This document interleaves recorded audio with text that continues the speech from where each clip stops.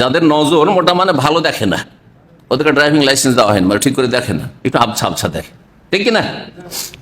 যাদের মুসলিম জীবনের নজর মোটা, ভালো দেখে না, তারা কি দুনিয়ার নিয়ামত গুলিকে তুচ্ছ জ্ঞান করে, শুধু ওপর দিকে তাকায়, শুধু ওপর দিকে তাকায়, যার দুনিয়া তো অশান্তি।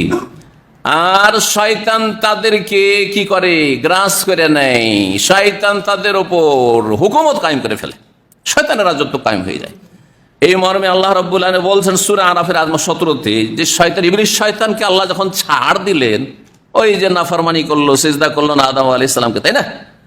ছাড় যখন আল্লাহ দিলেন, আর ছাড় সে চেয়ে নিল, তখন সে বলে, আল্লাহ তাহলে তো আমাকে ক্ষমতা দিয়ে দিয়েছো, মানুষের কারণে আমি জাহান্নামী হইলাম, মালাউন হইলাম, তাদের সামনে পিছনে চারিদিকে ওপর থেকে নিচে থেকে সব দিক থেকে কি করব, আমি তাদেরকে জাহান্নামে নিয়ে যাওয়ার সর্বাত্মক চেষ্টা করবো। ওয়ালা তাজিদু আকসারাহুম শাকিরিন, ওদের অধিকাংশ লোককে আল্লাহ তুই শুকরগুজার খুঁজে পাবে না, সব না শুকরগুজার হবে, অকৃতজ্ঞ হবে। সুতরাং আমার সাথে সব জাহান্নামে যাবে। শয়তানের গোমরাহির শিকার হবেন না, আল্লাহর নিয়ামতের কুফরি করেন, বরং আল্লাহর সন্তুষ্টির কাজগুলো আল্লাহ যেন তৌফিক দান করেন।